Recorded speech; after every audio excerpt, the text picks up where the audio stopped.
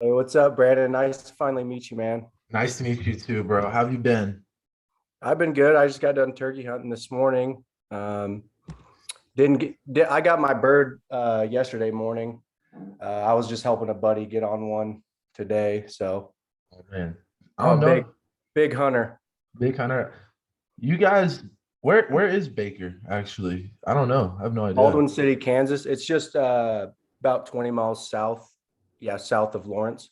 Okay. And how about from Wichita? Where is that?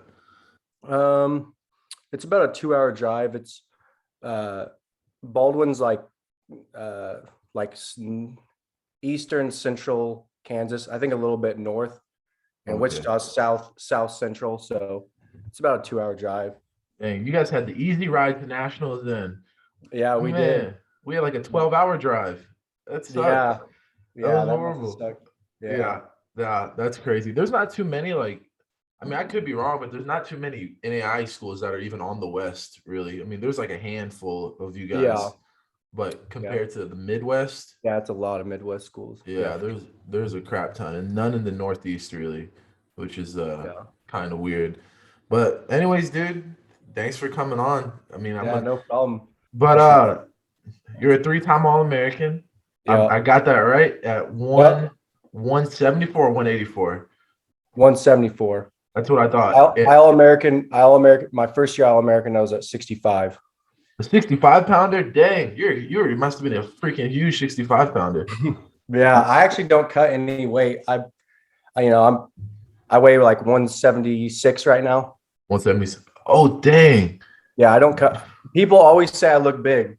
You People do. always say I look big, I guess but it's all relative, right? Since you're not cutting weight, you're probably a bit more filled in than some yeah, people. Although you're smaller for sure.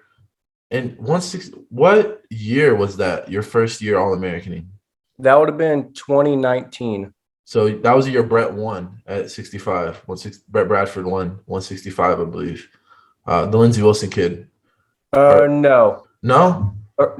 no, that would have been 2020. 2020 was my first year All American. Yeah. Oh, okay, okay, yeah. Because I was So like, it was Swafford. so, oh yeah, dude, what a beast! Did you get to wrestle Swafford?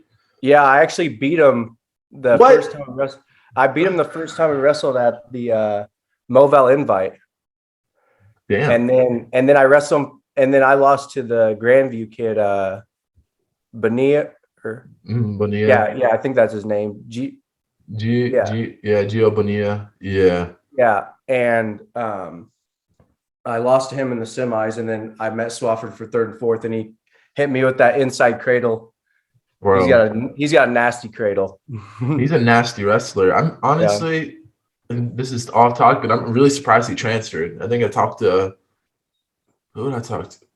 One of the Nolan Saxton, and yeah, we're talking about that because Nolan knows him. I kind of know Brandon a little bit, and it's like I get it. Like I kind of get why he would transfer because yeah, yeah, I'm sure he has like that. I'm an NAI guy. I have something to prove a little bit yeah, in for him, sure. but it's like I don't know, man. Not for me. That life's not for me for sure. Yeah, yeah, But but dude, a guy that I loved, probably one of the people I looked up to. I mean, I didn't love him, I didn't know him like that, but like a guy I really looked up to whenever I was in college wrestling, especially in my younger years, was like Lucas Lavorne. yeah. That That was a dude, that he's a yeah, beast. he is a beast. So did you get to train with him a bit? I'm guessing just because Oh you yeah, guys were right yeah. on the same weight class. It was definitely a love hate relationship. Uh, Really? yeah, we weren't afraid to throw hands during practice. Mm, It was he's a but we both pushed each other. So mm, um, and that's I did my first year at Fort Hays State, and he's one of the reasons why I transferred is because I knew of him throughout high school. He's 2 years older than me, but I knew of him throughout high school, and I wrestled with him that summer. So I redshirted at Fort Hays State. It's a D2 Western Kansas, mm. and I wrestled with them the following summer when I did my first year at Hayes, and Mm. he was just working me over. I'm like, this dude's a beast. I was like, I'd like to train with him all the time. Yeah. Um, so then, and then Coach Garcia, I Mhm. mean, I give him so much credit. I mean, I love him as an individual, and Mhm. he's just an amazing guy. He seems like it. And he was giving me like more attention during the summer, and I was gonna have to wrestle his guys being at Fort Hays State. Like I was gonna have to be wrestling his guys, and I was training with him because I'm from Rossville, which is a small farm town 20 miles west of Topeka. Okay. So I'm in the Topeka area. And so it was only about an hour drive during the summers. And Coach Garcia was giving me, so much time, so much attention. And I'm like, I'm going to be, wrestling and competing against your guys. And you're giving me more attention than I'm, not trying to like diss Fort Hays State and what they're doing. But this was a guy that was giving me, so much time, and just, he has so much knowledge around the sport of wrestling. It's just, and he was just putting in so much time with me. And I had Lucas, Coach Hughes was there. He's a national champ for Baker. Coach Rhodes, he wrestled at Iowa. They're all there helping me. I'm like, man, I would love to be on this team. I don't care if it's NAIA, D3, D2, D1, like this is the group of guys I want to be around. Yeah. And me and Gar kind of had that talk. He's like, man, we'd love to have you. He couldn't say a whole lot because I was signed to wrestle at Hayes, but I was like, dude, whatever I got to do, I want to wrestle for you.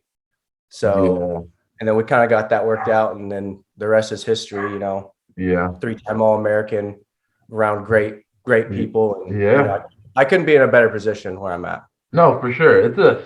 Your team has always been incredibly tough. I mean, like I tell people, one of the toughest heavyweights I ever wrestled, who didn't even All-American, was on your team. I mean, I don't even know if you made that. It's weird. Jake Miller. Yeah, dude. He's he was like the only guy to actually get a takedown on me that season. And I was like, oh, what the hell? That dude just wrestles insanely hard. He'll wrestle you hard. Like he's not the like most technical wrestler. No. But he'll just wrestle you hard for 7 minutes. Oh, dude, 100%. I like, because if he wouldn't have taken me down, I would have teched him. But this motherfucker grabbed my leg, and I was like, oh shit. Like he grabbed me and took me down like he was a man. And I was like, yeah, okay. I was like, damn, this guy's.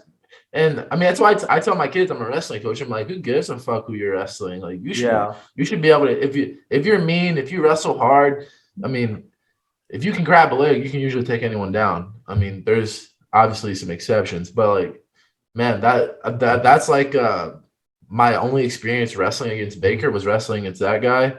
And he got me good in that one takedown. I was like, oof.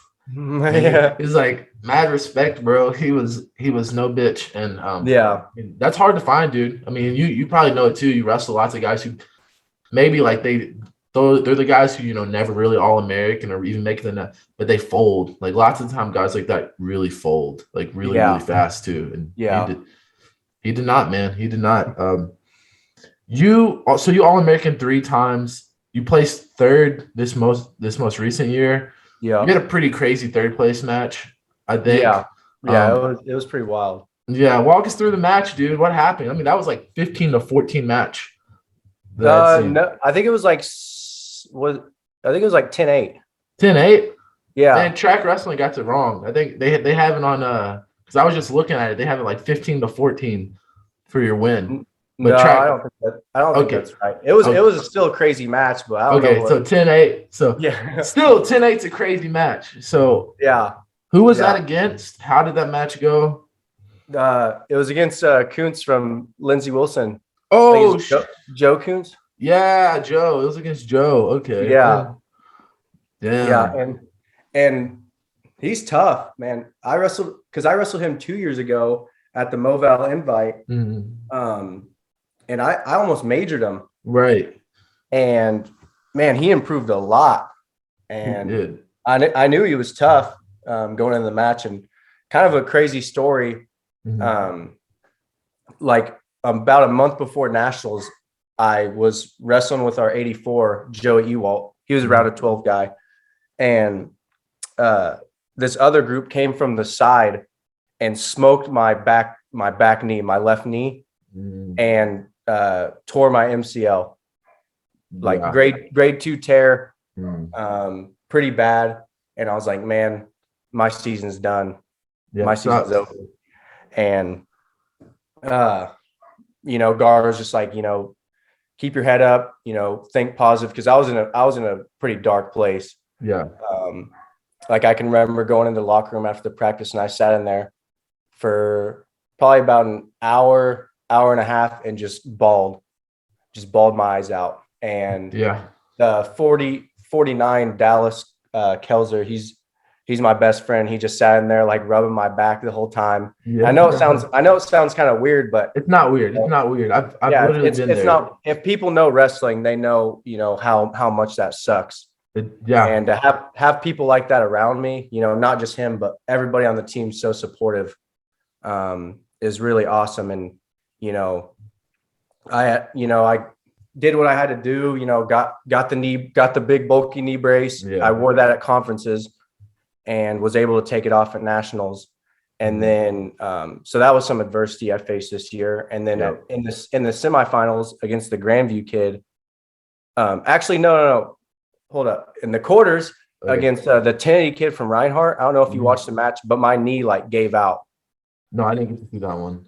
Yeah. Okay. If you go back and watch the match, like I think it's the first period, about 2 minutes in the match, I think I take him down twice and he's getting up from me taking him down the second time. And I like went to go shift weight to like go a mat return and my knee just like buckled, that same knee. And I was like, I was in a lot of pain, and the trainer came running out, and our trainer said, I was like, I think I'm done. And she's like, no, you're finishing out this match. And I said, all right. I said, all right. She said, I guess it don't hurt that bad. Yeah. She said, no, the hell, you're not done. Let's go, boy. Get up. And I looked at the injury time, and there was like 1 second on the clock when I got up for injury time. And I was like, ooh, man, good thing it, I was able to walk, good thing it kind of settled down a little bit. And, I kind of had to wrestle conservative, kind of like changing my style. And I was killing him with short drags, man. Like he kept shooting like straight on doubles and I kept short dragging to singles. And so that was something that I was happy with, that I had to like kind of adapt and change my wrestling style because of my knee. And then in the semis, I wrestled Randall's from Grandview, and we got into this kind of scramble position off his high C, and he tore my LCL on my right knee. Yeah, I tore my LCL on my right knee my second year right before nationals, so I know exactly. I got the third grade tear. There was 1, 2, 3. Oh yeah, you tore it in half, huh? Yeah, I fucked it up. So when I wrestled Tanner Farmer, I couldn't do I used to be a really good sweep single guy, but at that tournament I hit 0 sweep singles because if I moved that way, I just wanted to cry. Yeah. So I know the point is I get how you feel. So what happened after that? Yeah, and then with all the adrenaline going, when you lose in the semis, you're up pretty quick on the backside because everyone's wrestling to get to you. And I was up quick, Montana State Northern, and I was like, Amanda, like I heard my trainer, Amanda, I was like, I heard my knee pop. She's like, oh, I'm sure you're fine. Kind of just like trying not to like worry me. But afterwards, she's like, yeah, you probably tore your LCL. But anyways, she's like, yeah, you're probably fine. Like you're just gonna have to wrestle through it. I'm like, all right. So I wrestled the Montana State Northern kid, and I think I almost majored him. I beat him by like 7. And then wrestled Coons for 3rd and 4th, and he hit me with like the dirtiest low single I've ever seen, and I've ever felt. It was like misdirection. Yeah, and he fell to that low single, and like I tried like sit in corner, and he tore my other LCL. Jesus Christ! Yeah, and that was like the second period, and so I was.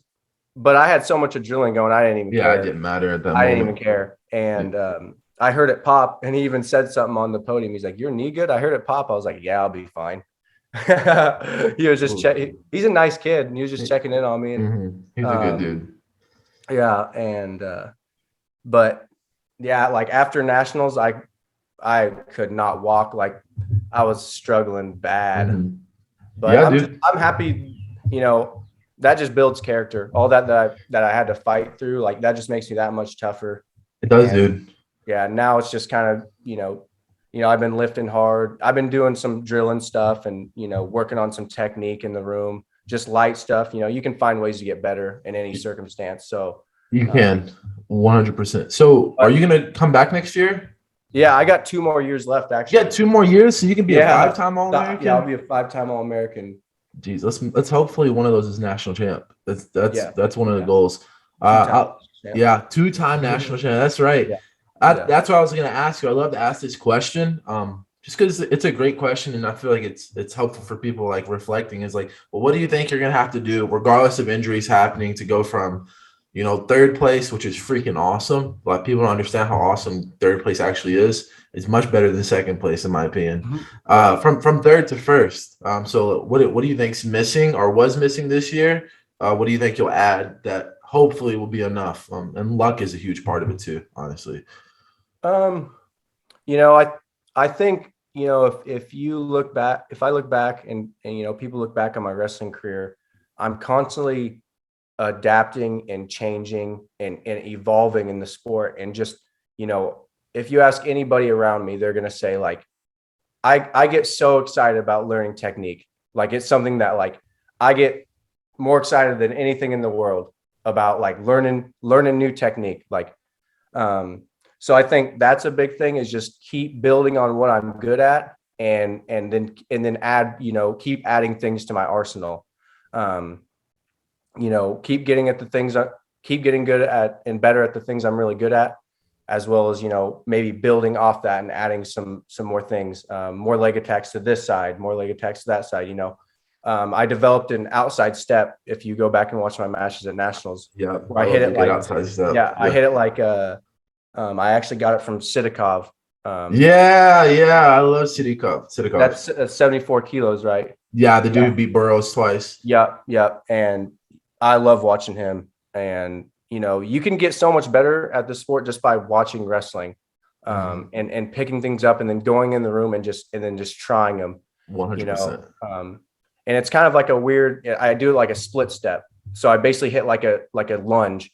Yeah. Like a step. I know exactly what you mean. Yeah. And I think I hit that like 3 or 4 times at nationals. And that's something that I feel like makes me a better wrestler, is I don't just stay in my ways. Like high school, I was like post high crotch. It's like, I don't know when the last time I hit a post high crotch was. It's so hard to get guys reaching with their lead hand. It is. It's super hard.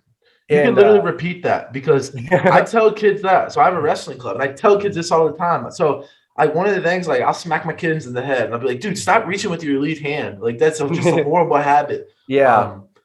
But it's like, when you get to college, it's one of the things that I know, because I was really good at like a post to a far side, like low singles, which sounds like weird. I don't know how to explain that. It's like they'd reach near hand, I go post and I'd hit the backside ankle. And I stopped doing that in college because it was super hard to get.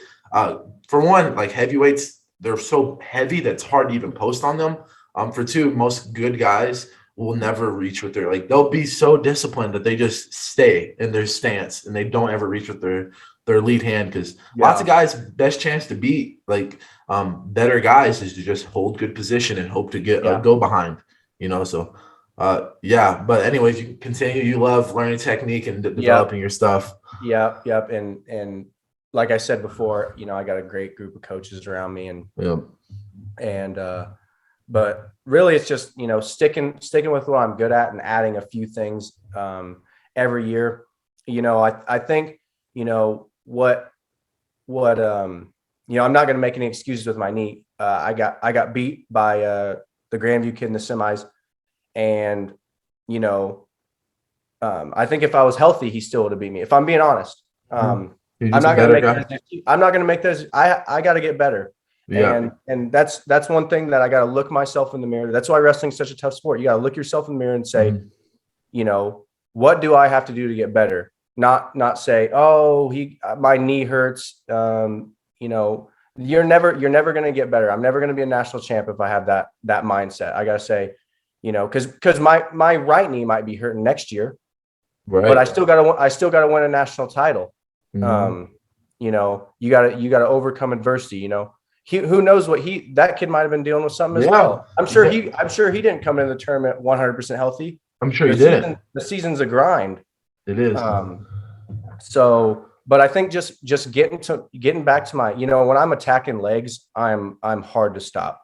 I believe I got some of the best leg attacks in the nation, all divisions. Right. I believe I got, some of the best leg attacks. And if I just keep, pushing the pace and keep on my attacks and trust in my coaches and what we're doing, I think that's going to make me a national champ. And also visualize the mental part. Yeah, you gotta be able to, if you can't visualize yourself walking out on the stage in the national finals match, it's most likely not going to happen. Nope. Every single day I did it. Yeah. And that's something that Coach Garcia has kind of instilled into my brain is you got to visualize it. Mm-hmm. You got to visualize yourself walking out. You got to visualize getting that takedown on the big stage and then getting your hand raised. You got to be able to visualize those things. Even to taking the picture on the podium. Yeah. You got to visualize it. Visualize it. So 100%. I think that's another big thing is kind of like the mental aspect of the sport. Yeah, 100%. So how important is it to you? Because this is another thing that I preach a lot. For me, visualization, self-talk, and another big thing, which sounds maybe some people say stupid, is having a really good warm-up before all my matches. Like for me, like if I didn't warm up properly, I wrestled like shit. Like I wrestled horrible. But if I warmed up properly, I was like, I'm the man. No one can beat me in a takedown. No one can defend my shots. No one can out-scramble me. As long as I'm good and warm.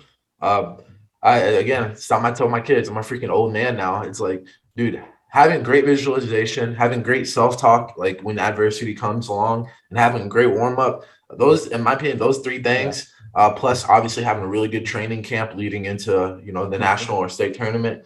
I swear you should be able to win a national or state title if you put all of it together. Because for some people, not being warm enough is what kills them in matches. I don't know how important a warm-up is for you, and that's what I was going to ask. Yeah, so I usually like to get a good hard drill in about, 30 to 45 minutes before I wrestle. I like to get a good hard drill in. And then I like to just, sit down for a little bit, get some fluids in me. And then from there, probably about 15, 20, I start getting up and just kind of getting ready, that self-talk you were talking about, like before my matches, I usually say like, I'm the best. Like no one can beat me. Like I'll say it, like I'll be pacing back and forth, say I'm the best. Like just kind of like just that self-talk and self-belief, no 100%. One can beat me. When I stay on my offense, no one can beat me. And then a big thing that has helped me is I try not to go through matches in my head because that's negative. That's because whenever you go through a match in your head, it's not going to play out like you think it is. 100%. So I'm obviously aware of what that guy's going to do. And but I try not to like, oh, if he does this, I got to do this and I'm going to do this. I think that's just go out there and wrestle. Do what you love to do. Do what you've been doing, since you're a kid. Other than sleep, I don't think I can do anything more naturally than wrestle.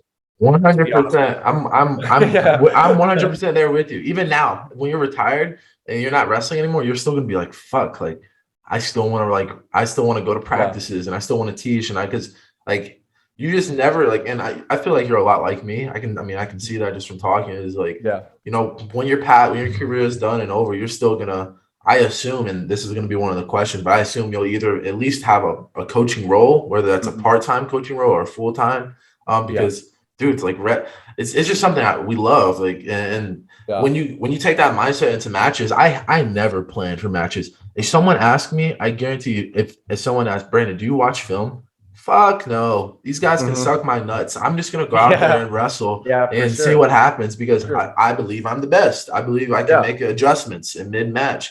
I believe I can take anyone down regardless of their style, regardless of the weight, regardless of the division. So I don't watch film Because like you said, you can watch film and you can try to play out a match in your head. It's never going to go that way. I didn't think Terrence Farmer was going to fucking throw me. I also didn't think I was going to throw him.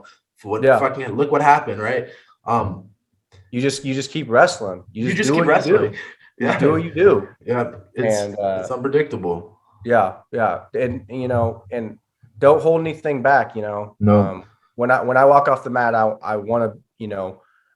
The first thing I ask myself, and when I'm evaluating myself on how I did, did I give all I had? Did I give effort? Did I put forth all the effort I had? And if I answer the question yes, then I should be fine with how I did, regardless of the outcome. Regardless if I win or lost, and no matter how big of the stage, sometimes people are just better than you.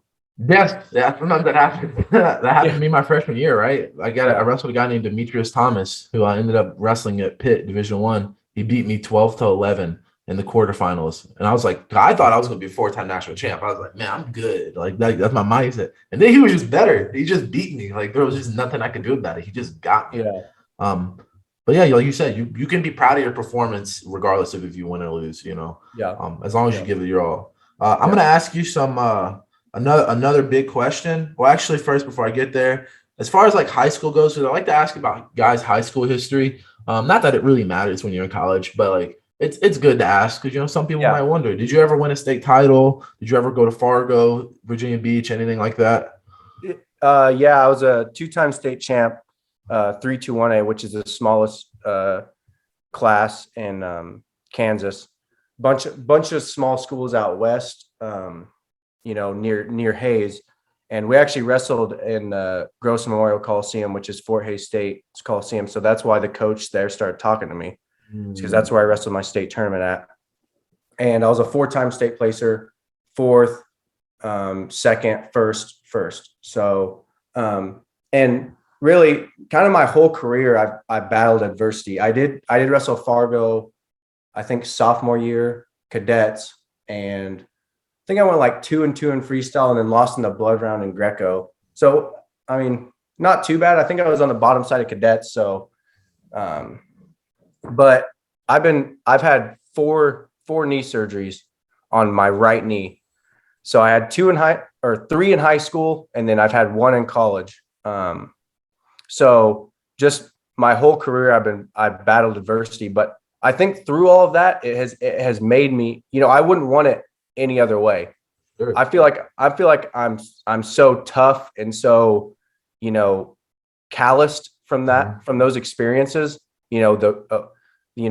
okay, my knees, I just had a, knee surgery and, come back. Okay. I got to have another one, and the whole rehab process through it all. And just man, am I going to be, is this too much? Can I come back from this? And it's just like, then through it all, you're like, man, I'm just so grateful to be here. I'm so grateful to be in this position. Who can call themselves a 3-time All-American? Not too many people, man. Not many people. And when you look at it like that, I just feel like, another mental aspect of the sport, it helps you when you're competing. It helps you when you're practicing. It's like, man, people don't get this opportunity. And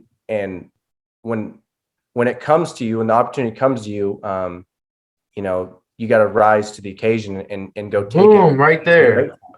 I love that.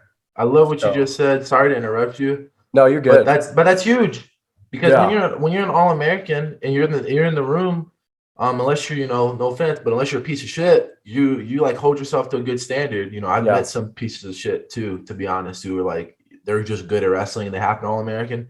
But it's like, people, when you're an All-American, I remember going into college and looking at the guys who placed 8th and like 7th and being like, whoa, I want to be like them. Like, you need to rise to the occasion, because if you rise to the occasion, you're going to make those younger guys rise to the occasion, or at least some of them. Like the influence, like that 3-time All-American, you're not even just a 1. You're not just a 2. You're a 3. Like, they're like, fuck. Isaiah is a 3-time All-American. Shit. Like, I look up to that guy. Like, let me look at how he's practicing. Let me look at how he's studying technique. Like, the influence and like the impact of like All-American, national champ, any of that has on the people in like your room is so big. And I think sometimes people don't actually understand the value that they can bring. And this is like, I talked to one of the guys from Grandview, Casares, and he talked about that. It was like, one of the reasons that Grandview is so great is that like everyone embraces that culture. Like everyone's like, everyone wants to be the guy that's on the wall that's like a national champ. They don't just see it and say, I want to be that guy. They live it. You know what I mean? Yeah. And I feel like you lived that too. And I did too. It's like you can see like the guys who consistently All-American, meaning like the guys who get it twice or three times, like those are the guys that like usually you can look at and be like, yo, that dude's trying. Like, and anyways, I guess my point is like it's crazy. You have 2 more years left, and in those 2 years, you might not realize it, but like you're like a leader on the team now. Like you're for sure like you're probably up there with the best guys on the team. You know, I don't know everyone on your team, but you're clearly one of the top guys, and it's like the responsibility that you have is to raise the standard and help people meet expectation and rise to the occasion.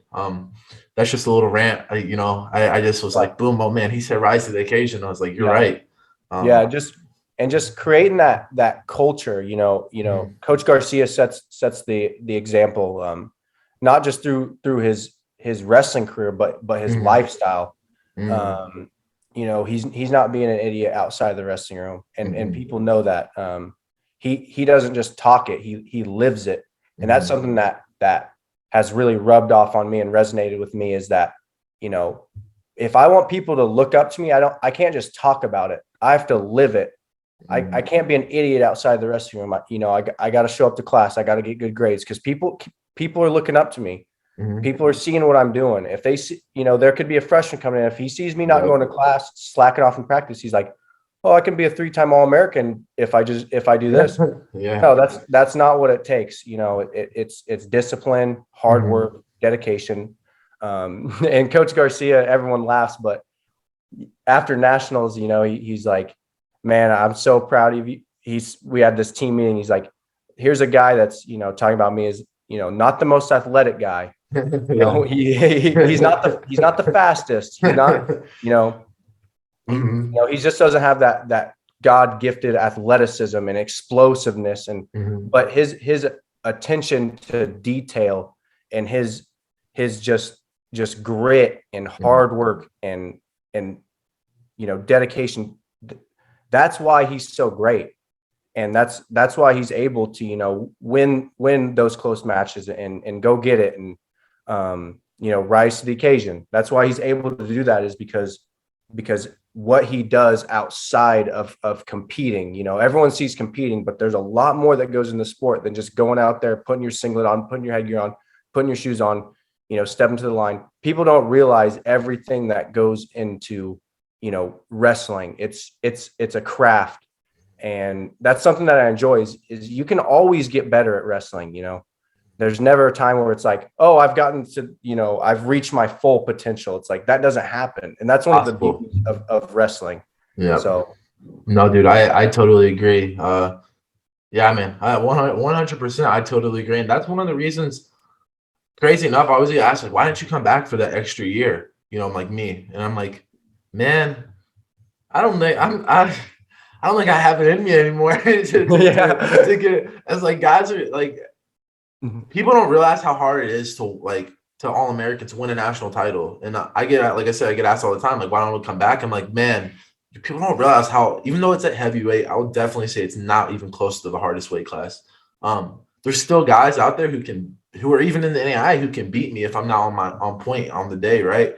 So it's like, what it actually takes to consistently come back and rise to the occasion every year, it's fucking hard, man. Yeah, you can't just half-ass wrestling. That's not a thing. Because you're gonna get your ass kicked. Yeah, you are. Yeah.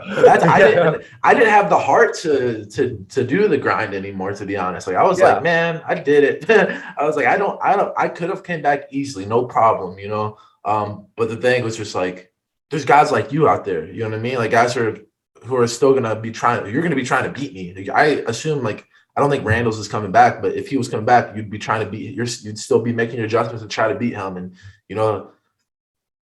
people underestimate the ability of guys who have lost to come back and win. It happens all the time. Like the guy who plays 7th place, Israel Casares. He placed 7th place. Next year, he came back and won the freaking tournament. You know what I mean? Yeah.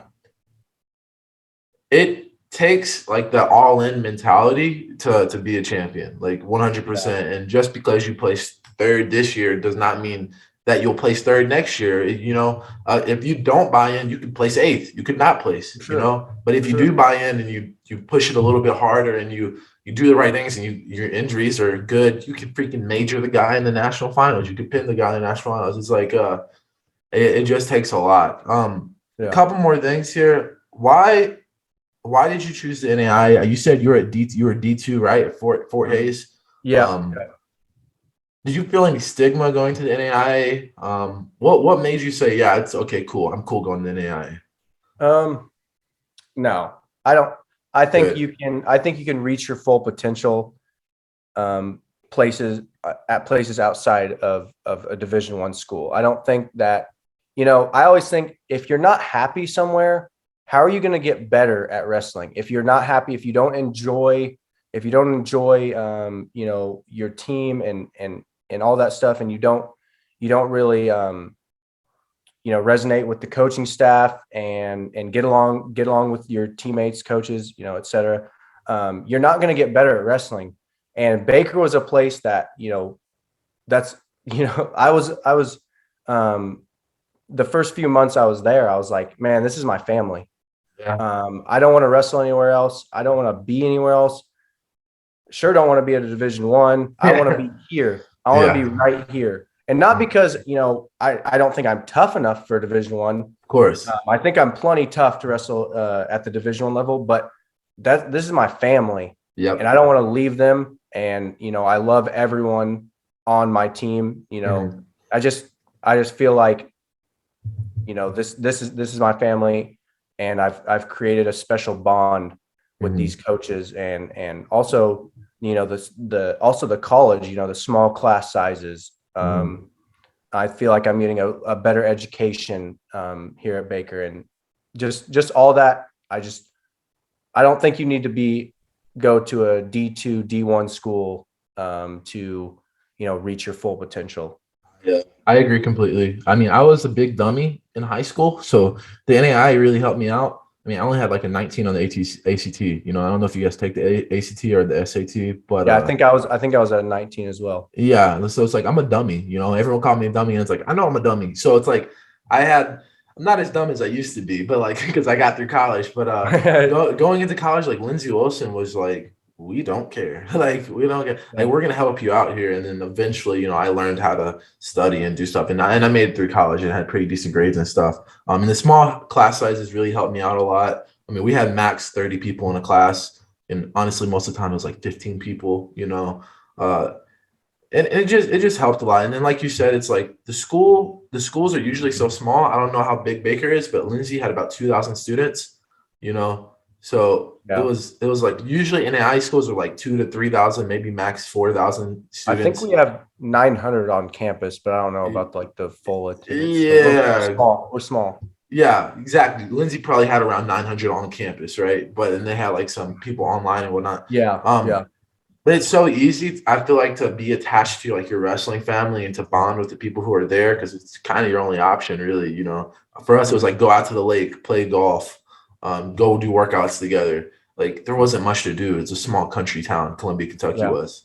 And I think like it's so powerful. Like going to NAI school, it's so powerful because it is. You basically have no choice to basically get really, really close with your team, and the bonds is what kept me at Lindsay, and it seems like the bonds are what kept you at your school too. And also, I think there's a lot of beauty in NAIA school because, I love wrestling. I have a strong passion for it, but I also like to do other things. Me too. I don't like just to wrestle. I like to fish. I like to hunt. I'm a big outdoorsman. I like to hang out with friends. There's other things that I enjoy doing besides wrestling. And I feel like in NAIA school, you kind of get that the small school, you get the connection, and you get some freedom which can be healthy. Yeah. So that's another thing that I really enjoy is we do plenty of wrestling, but I also have some freedoms at NAIA school because I've got such. Whereas at Division I, it may not be. I want to go hunting when we have morning practice. That's not an option. Yeah. And I have flexibility. I talked to Coach Garcia. I got this going on. Can I come in later with Coach Hughes and get a workout in? Right. Yeah, that's fine. You just got to get a workout in. Yeah. Because he trusts me and trusts who I am, that I'm going to get that workout in no matter what. 100%. And I think that's really valuable. I agree, man. I was the same. In college, I was really big as far as I was a part of this thing called the International Student Program because I studied Japanese for 4 years in college. So I did a bunch of trips with international students and stuff. And some of my best friends were tennis players, and then because they're all international students, so those are the people I'd hang around a lot, or some Japanese students. So it's lots of times I'd just either be studying or hanging out with my friends for different sports and doing other stuff. And I had the ability in the off season to really have fun, more fun than I assume lots of division. Because Mason Paris is one of my friends, and we train together a lot. And he wrestles at Michigan. I don't know if you know. And he's they're training all the time. They have club practice, they have the Cliff King practices, and they have Michigan practices. And sometimes they're helping coach, they have a little kids club over there too. Or they're going to do camps. There's always something going on, regardless if it's in season or out of season. There's something. They're moving. They're always moving, and wrestling is the life. It's studying and wrestling. That's it. I personally couldn't handle that. NAIA school definitely does that really well. I have two more questions, man. I'm gonna let you get out of here because I have to go to my club practice here soon. But no rush with the answers here. What's the biggest piece of advice you'd give young wrestlers, new wrestlers specifically? Probably the first thing is to save a lot of the hassle and the just the agony of the sport. Is, man, if you're not into it, don't do it. Don't do it. Don't even get started. Don't let someone force you into doing something that you don't want to do, especially wrestling. Sports like basketball, if you don't really care, it's not that big of a deal. Yeah.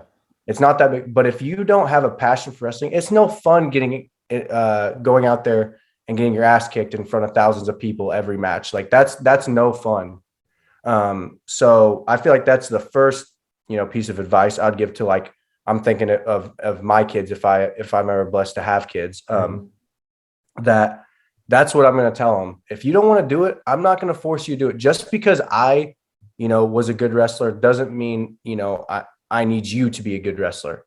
And even if you have a passion for it, I'm not going to, be mad at you for not, living up to your father's expectations or living up to my expectations or whatever. I just want you to have fun with it. And that's something that I wrestle with the attitude, just go have fun, do what you love to do. Do what you do more than anything, and another thing is just being, I've seen your Instagram, you're a jiu-jitsu guy, just having that white belt mentality. Just be open to everything. Just be a sponge when it comes to, technique. Don't be set in your ways. That's going to be, cause you're going to get passed up by someone that isn't set in their ways, and someone that is continuing to grow and learn and evolve in the sport. You're going to get, passed up. I think that's a Cale Sanderson quote. Yeah. And it's 100% true. It is. If you're set, just like we were talking about, if your only move's a post high crotch, and you can get really good at post high crotch, you can have the best post high crotch in the world, but that's not, you got to have more than that. 100%. You got to continue to evolve and learn, how to different setups, even if it's a different setup, different tie up, you change your hand fighting, different ways to get to that high crotch. Maybe you switch it up to an outside step, like I was talking about. That's a different setup to get to a position you're really good at. But if inside step, post side crotch. You're never going to pass up those guys that are continuing to develop and get better at attacking both sides of the body. And I think that's probably the next best thing. But definitely the first thing is, if you don't want to do it, don't do it. Don't even start. Because I mean, I'm sure you've experienced it. You've already shared one of your injuries with me, is that it's a bitch of a sport. It is. It hurts. It hurts a lot. It's unforgiving. It's painful. You're gonna go through shit that is is bad, and you're gonna be at a low place. I can guarantee. If you put passion and into the sport and you give it your all, when you get let down or disappointed, you're gonna be in a bad place. But that's something that you got to build yourself back up, and that builds character. It teaches you a lot of things, that life isn't all about winning. It's more about the journey and your experiences from it and what you learned, and getting back up on the horse and continuing to get better at what you love. And that's something that I really love about wrestling. And sometimes I hate wrestling, not gonna lie. I'm sure you've been there. Sometimes I'm like, man, I'm freaking done with this sport. I don't want anything to do with this. I quit. I've been there before. I've been there a lot. Because wrestling sucks. It does suck. And I think a lot of, the majority of wrestlers can agree on it, that wrestling sucks, but it's something that, you also love and wouldn't want to do anything else. You wouldn't want to shoot a ball through a hoop. Yeah. That sounds boring to me. Yeah. Same. Going in and continuing to just control and manhandle another grown man. Yeah. That's something that gets me up out of bed and drives me is awesome. Yeah, it's awesome. It's combat. It's hand-to-hand combat. If you can take another grown man down and hold them on their back or keep taking them down over and over again, that's pretty awesome. It is that's awesome. Pretty amazing. It is. Heck yeah, dude. That's another perspective of how I view sport, is it's more than just like a sport. It's a lot more. It's a martial art. It's something that's really awesome. It does. Wrestling has a ton of utility in life. So last question here. So obviously you have 2 more wrestling seasons left. Our goal, me and you just talked, I'm gonna be your accountability partner. Your goal is to be a 2-time national champ. I think you can do it for sure. But after that, what's next? What do you have a job that you're looking to do? Do you want to be a wrestling coach? Do you want to continue wrestling? Do you want to do mixed martial arts and do shit? Do you have a plan? And you have 2 fucking years, so this can all change, of course, because it changed for me. But what is the big thing after your wrestling career is over? Well, I'm an elementary ed major, so I love working with kids, and I'm a pretty I'm a passionate person. I feel like a lot of wrestlers kind of don't have patience for kids. Yeah, me too. Yeah. I know a lot of college wrestlers, especially. Yeah, but that's something that I feel like I have a passion for and would like to do. But I'm not gonna I think I'm gonna have a lot of doors open after I get done wrestling. So I'm not gonna, if a college coaching opportunity, presents itself to me, I could, I would not mind being a college coach. That sounds like a lot of fun to me, that people that come in that are passionate about the sport. And I think that sounds like a very good opportunity for me, something that I'd love to do. Cause I'm, I couldn't imagine living without this sport in my life. Same. It's going to have to be in my life till the day I die. Same, 100%. And, the MMA route, I don't know. I've thought about it because we got a girl wrestler on the team, Abby Halstead, and her dad, you might know him, is Casey Halstead, and he runs 10th Planet Jiu-Jitsu. Oh, okay. Las Vegas. Yeah. I was actually just there. Casey Halstead. Yeah. I was. Yeah, literally. I just took a picture of that guy. Yeah. Yeah. So he was just telling me that she went to Baker too. That's hilarious. Small world. Yeah, I literally was just working at his gym before ADCC trials. So and I was gonna go there last summer, but I had knee surgery, so I'm planning on going there and training and just kind of seeing how I like it. Mm-hmm. Learning, I think it's awesome learning jujitsu. I think it's awesome what you're doing. Kind of just expanding your horizon beyond wrestling, just that. 100%. And I think it could also help me in wrestling, It does. just with the rolling around and the scrambling. Mm-hmm. I think that, that could help my hips and everything like that. And just make me a more well-rounded wrestler. And so I'm going to try that, but I don't know if I want to get punched in the face for a living. Yeah. I'm with you, man. That's why I do jujitsu, because I'm like, I don't want to be hit. I like grappling. So jujitsu is great because the biggest difference, man, is the fact that you can get submitted a ton. But jujitsu is like one of those things, like going from being, especially compared to jujitsu guys, we're amazing wrestlers, Going from being an amazing wrestler, being really, really good at what we're doing, to going to do jujitsu and really, really sucking at what we do. Like when we do that, I loved it. Like most people think you'd hate it, but it's like if you consistently in wrestling have that white belt mindset, when you go to jujitsu, it should be the same. It's like, you're supposed to suck. You know what I mean? Yeah. Like have fun, enjoy it. But I do warn you, if you don't seem like the type of guy who has an ego, but it's like some people have really bad egos. Like I've met some wrestlers who do jujitsu and they're like, fuck this. Like they're done almost immediately after they try, because it's like you don't win. You're not going to win for a very, very long time. Against guys who are absolute shit, you'll beat them. But against good jujitsu guys, it's like, well, your wrestling only takes you so far. But it's awesome because you'll learn a lot. You'll meet lots of new people and you'll get to try new things. But man, that was great. If you're good, I'm good. That was awesome. I really appreciate you coming on, man. Seriously. No problem. I just want to give a quick shout out. I don't know how many people are going to be watching this, but my high school wrestling coach, Coach Lambot, he's battling ALS right now. Ooh. And so just thoughts and prayers out to him. He's been a huge role model in my life, and we still talk. He's got a device that you can talk with. He can do the keyboard with his eyes. Mm-hmm. So we still communicate, and I think it's 5 years now that he's been battling it, and I'm convinced that he's just a warrior, and he's going to do all he can to fight this, and it's just thoughts and prayers out to him. I have so much respect, and that's another thing. When I step out on the wrestling mat, I just think of him, and how this is nothing compared to what someone like that's going through. He's fighting for a lot more than a wrestling match. He's fighting for a lot more than that. So just thoughts and prayers out to him. He's an awesome guy. He wrestled at UNK with the Delagnov and Easton, that group.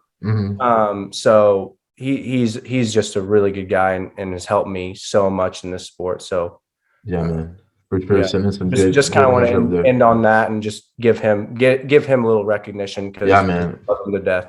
Of course, dude. Well, hey man, we're thinking about you guys. I'm really hoping it goes well. And we usually have about 200 to 300 people listening, so it should be a lot. So it should be fine. Hopefully, man, it really works out.